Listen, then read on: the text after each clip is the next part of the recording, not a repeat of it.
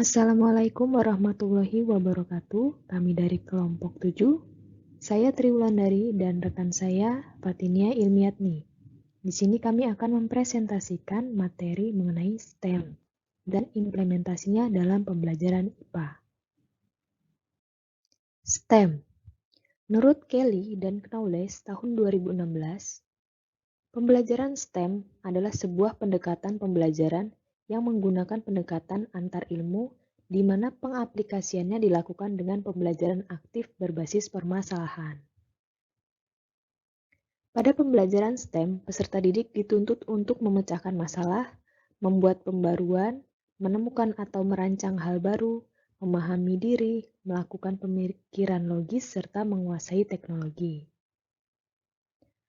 Proses pembelajaran STEM memfokuskan pada pemecahan masalah nyata dalam kehidupan sehari-hari maupun kehidupan profesi.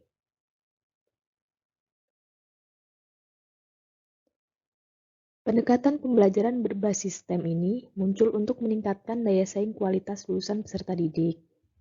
Mengingat perkembangan dan kemajuan iptek pada abad 21, minimal dibutuhkan 4 keterampilan dasar yang harus dimiliki oleh setiap orang. 4 keterampilan dasar ini biasa disebut dengan 4C. C yang pertama yaitu critical thinking and problem solving, yaitu mempunyai pemikiran yang kritis dalam menyelesaikan masalah. C yang kedua yaitu creativity and innovation, yaitu mempunyai kreativitas dan inovasi. C yang ketiga yaitu communication, yaitu mempunyai kemampuan dalam mendengar, membaca, berbicara, dan menulis dengan menggunakan berbagai media. Dan C yang terakhir yaitu collaboration, yaitu mempunyai kemampuan dalam bekerja sama dan menghargai orang lain. Komponen STEM. STEM merupakan akronim dari Science, Teknologi, Engineering, dan Mathematics. Komponen yang pertama yaitu Science. Sains merupakan kajian yang berhubungan dengan peristiwa alam yang melibatkan penyelidikan, penelitian, dan pengukuran untuk menjelaskan sebab akibat dari sebuah fenomena alam. Penyelidikan dan penelitian sains dapat digunakan untuk mengidentifikasi bukti-bukti yang dibutuhkan untuk menjawab pertanyaan ilmiah dan menjawab permasalahan dalam kehidupan manusia. Kemudian komponen STEM yang kedua yaitu teknologi. Teknologi yaitu inovasi atau penemuan manusia yang dapat berupa perangkat lunak dan keras sebagai sarana untuk memenuhi keinginan dan kebutuhan manusia sehingga dapat mempermudah pekerjaan manusia untuk kehidupan yang lebih maju. Keterampilan ini mencakup keterampilan peserta didik dalam mengetahui bagaimana teknologi baru dapat dikembangkan, keterampilan menggunakan teknologi, dan bagaimana teknologi dapat digunakan dalam mempermudah kerja manusia. Kemudian komponen STEM yang ketiga yaitu engineering. Engineering yaitu pengetahuan dan keterampilan untuk mendesain, mengaplikasikan, mereplikasi, serta merekayasa sebuah karya berupa peralatan, sistem, dan mesin yang dapat digunakan oleh manusia untuk mempercepat dan mempermudah proses produksi terhadap barang dan jasa. Kemudian komponen STEM yang terakhir yaitu matematik, yaitu ilmu yang berhubungan dengan numerasi, pola perubahan dan hubungan, ruang dan bentuk, keterampilan berpikir secara rasional dan logis, serta bernalar, dan menggunakannya secara sistematik dan terstruktur. Keterampilan matematika digunakan untuk menganalisis, memberikan alasan, mengkomunikasikan ide secara efektif, menyelesaikan masalah, dan menginterpretasikan solusi berdasarkan perhitungan dan data dengan matematis.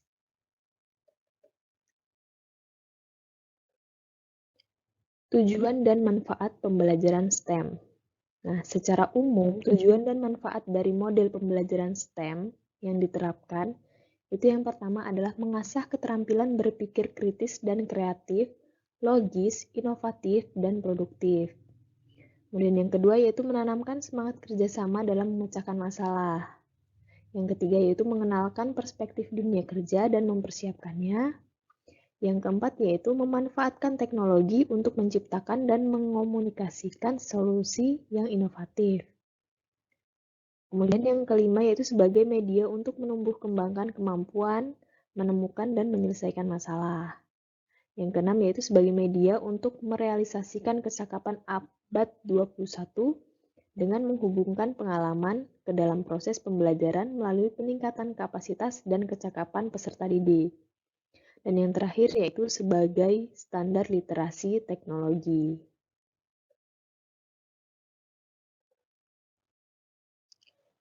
Menurut Bibi, tahun 2013, dalam konteks pendidikan dasar dan menengah, pendidikan STEM itu memiliki tujuan untuk mengembangkan peserta didik yang melek STEM, yang mempunyai pengetahuan, sikap, dan keterampilan untuk mengidentifikasi pertanyaan dan masalah dalam situasi kehidupannya, menjelaskan fenomena alam, mendesain, serta menarik kesimpulan berdasarkan bukti mengenai isu-isu terkait STEM. Nah, kemudian juga memahami karakteristik fitur-fitur disiplin STEM sebagai bentuk-bentuk pengetahuan, penyelidikan, serta desain yang digagas manusia. Kemudian yang ketiga juga mempunyai kesadaran bagaimana disiplin-disiplin STEM membentuk lingkungan material, intelektual, dan kultural. Dan yang terakhir yaitu mempunyai kemauan terlibat dalam kajian, sebagai warga negara yang konstruktif, peduli, serta reflektif dengan menggunakan gagasan-gagasan sains, teknologi, engineering, dan matematika.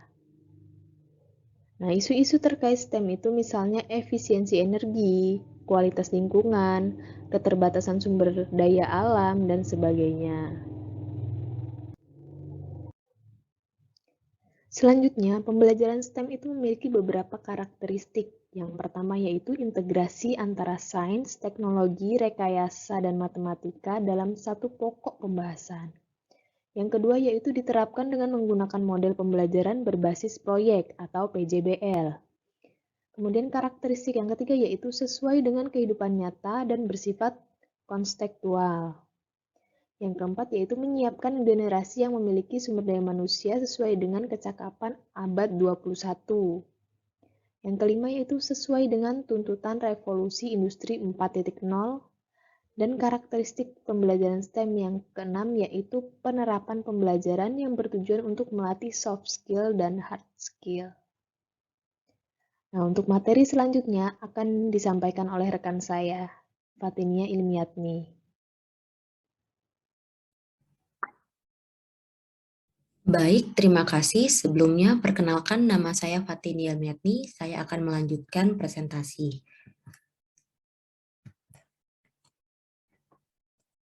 Pendekatan STEM. Pada dasarnya, terdapat 3 pendekatan yang dapat digunakan dalam praktik implementasi disiplin-disiplin STEM. Pendekatan yang pertama yaitu pendekatan silo atau terpisah. Pada pendekatan ini, STEM diajarkan secara terpisah satu sama lain antara disiplin ilmunya, yaitu antara sains, matematik, teknologi, atau engineering. Pendekatan ini menekankan pada kesempatan siswa untuk mendapatkan pengetahuan daripada keterampilan teknis. Melalui pendekatan silo, memiliki beberapa karakteristik, diantaranya pembelajaran dalam kelas hanya memberikan sedikit kesempatan siswa untuk aktif dan masih otoriter oleh guru. Pendekatan silo menekankan pada pengetahuan yang mendapatkan penilaian. Pendekatan yang kedua yaitu pendekatan embedded atau tertanam. Pada pendekatan ini lebih menekankan untuk mempertahankan integritas materi pelajaran, bukan terfokus pada interdisiplin mata pelajaran. Pendekatan ini menekankan pada penguasaan pengetahuan melalui keadaan dunia nyata dan cara yang dapat dilakukan untuk menyelesaikan permasalahan dalam lingkup sosial, budaya, dan fungsional. Nah, pendekatan ini juga mengutamakan integritas pada subjek dan menghubungkan materi yang diprioritaskan dengan materi pendukung atau materi tertanam. Pendekatan ketiga yaitu pendekatan terpadu atau terintegrasi. Pada pendekatan ini, tujuannya untuk menghapuskan dinding pemisah antara keempat disiplin STEM pada pendekatan silo dan pendekatan embedded, dan mengajarkan peserta didik sebagai salah satu subjek. Pendekatan terintegrasi ini berbeda dengan pendekatan sebelumnya, dalam hal standar evaluasi atau menilai dan tujuan dari masing-masing daerah kurikulum yang telah dimasukkan dalam pembelajaran. Pendekatan ini lebih menekankan pada penggabungan berbagai bidang STEM dan menjadikannya menjadi satu subjek. Nah, sekarang penerapannya dalam pembelajaran berbasis STEM. Pada dasarnya, pembelajaran berbasis STEM ini dapat diintegrasikan dengan model-model pembelajaran yang ada pada proses pembelajaran. Model yang pertama yaitu STEM dengan PJBL. Pembelajaran sains PJBL atau Project Based Learning merupakan pembelajaran yang disarankan dalam kurikulum 2013. Sedangkan STEM lebih pada sebuah strategi besar.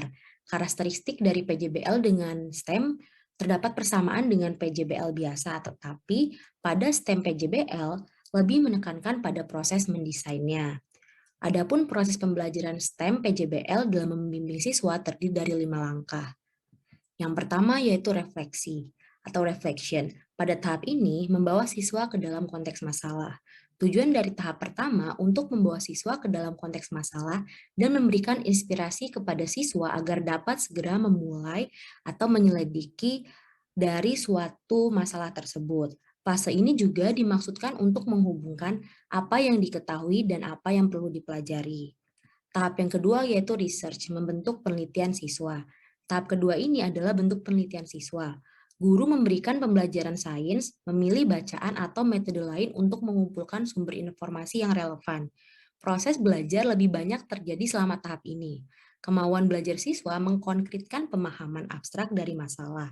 Selama fase research, guru lebih sering membimbing diskusi untuk menentukan apakah siswa telah mengembangkan pemahaman konseptual dan relevan berdasarkan proyek. Tahap yang ketiga yaitu discovery atau penemuan. Proses penemuan ini umumnya melibati proses menjembatani research dan informasi yang diketahui dalam penyusunan proyek. Ketika siswa mulai belajar mandiri dan menentukan apa yang masih belum diketahui, beberapa model dari STEM PJBL membagi siswa menjadi kelompok-kelompok kecil untuk menyajikan solusi yang lebih mungkin untuk masalah, berkolaborasi, dan membangun kerjasama antar teman dalam kelompok. Tahap yang keempat yaitu application atau aplikasi. Pada tahap ini tujuannya untuk menguji produk atau solusi. Dalam beberapa kasus, siswa menguji produk yang dibuat dari ketentuan yang telah ditetapkan sebelumnya. Hasil yang diperoleh dapat digunakan untuk memperbaiki langkah sebelumnya. Di model lain, pada tahap ini siswa belajar konteks yang lebih luas di luar STEM atau menghubungkannya antara disiplin bidang STEM. Tahap yang selanjutnya yaitu komunikasi. Pada tahap komunikasi, siswa mengkomunikasikan hasil produk. Tahap akhir dalam setiap proyek dalam membuat produk atau solusi dengan mengkomunikasikannya antar teman maupun lingkung kelas. Presentasi merupakan langkah penting dalam proses pembelajaran untuk mengembangkan keterampilan komunikasi dan kolaborasi maupun kemampuan untuk menerima dan menerapkan umpan balik yang konstruktif. Model yang kedua yaitu STEM pembelajaran multi-representatif. Pembelajaran multi-representatif yang mengintegrasikan STEM menuntut peserta didik untuk menganalisis rekayasa dari sebuah teknologi dengan menggunakan berbagai representasi sehingga peserta didik dapat memahami konsep dengan baik dan terbiasa menggunakan berbagai representatif yang berimplikasi pada peningkatan kognitif dan skill multi-representatif. Pembelajaran berbasis multirepresentasi ini menggunakan sintaks sebagai berikut. Yang pertama, pengetahuan awal representasi visual. Pada tahap ini, pembelajaran pengenalan, pembekalan, dan pengetahuan awal tentang fungsi moda-moda representasi pada konsep struktur dan misalnya fungsi jaringan tumbuhan. Pada fase yang kedua, penyajian fenomena. Nah, fenomena yang disajikan harus fenomena yang multi-representatif dan mengawali pembelajaran dengan menampilkan fenomena dengan bisa berbagai cara, bisa dengan gambar, bisa dengan video, atau bisa dengan menunjukkan langsung. Tahap yang ketiga yaitu identifikasi konsep kunci, yaitu pendidik mengarahkan peserta didik untuk menganalisis dan mengidentifikasi konsep-konsep pokok yang penting pada setiap pokok atau subpokok bahasan materi yang akan dilakukan. Yang keempat yaitu eksplorasi. Pada eksplorasi, peserta didik bekerja dalam kelompok.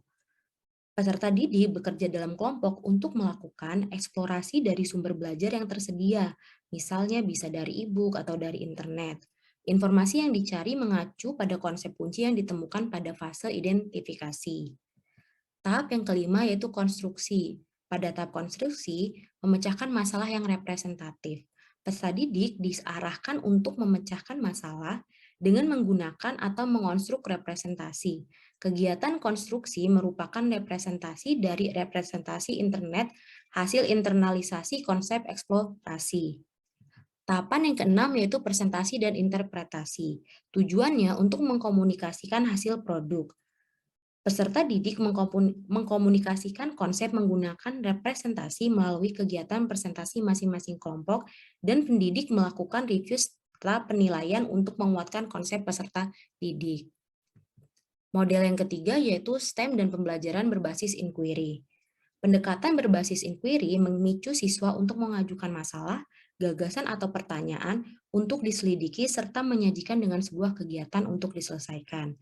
Pendekatan STEM merupakan berbagai informasi dalam mencari pengetahuan sehingga pendekatan inquiry ini cocok untuk dikolaborasikan dengan STEM. Adapun sintak dari STEM berbasis pembelajaran inquiry yaitu yang pertama orientasi atau memberitahukan materi apa yang akan dipelajari, tujuan yang dicapai, dan mempersiapkan peserta didik untuk memulai menggunakan pembelajaran berbasis inquiry STEM. Yang kedua yaitu merumuskan masalah. Peserta didik diarahkan pada suatu masalah yang memerlukan pemecahan. Masalah dapat disajikan dengan cara yang menarik seperti misalnya demonstrasi unik atau dalam bentuk-bentuk teka-teki sehingga peserta didik tertantang untuk mencari tahu apa yang terjadi dan merumuskannya dalam suatu pertanyaan atau pernyataan. Yang ketiga yaitu merumuskan hipotesis atau membuat jawaban sementara. Peserta didik membuat suatu hipotesis atau jawaban sementara dari masalah yang telah disaksikannya atau dari masalah yang ditemukan. Yang keempat yaitu mengumpulkan data atau membuat produk. Pada tahap ini, siswa melakukan aktivitas mengumpulkan informasi yang dibutuhkan untuk menguji hipotesis yang telah dibuatnya. Yang kelima yaitu menguji hipotesis, yaitu menguji produk dan hipotesis. Hipotesis yang telah dibuat kemudian diuji dengan cara dibandingkan dengan produk yang telah dibuat untuk menyelesaikan hipotesis tersebut. Tahap yang keenam yaitu merumuskan kesimpulan. Pada tahap ini, siswa dituntut untuk mendeskripsikan temuan yang telah diperoleh berdasarkan hasil pengujian hipotesis, sehingga dapat mencapai kesimpulan yang akurat. Sekian presentasi dari kelompok ini. Terima kasih.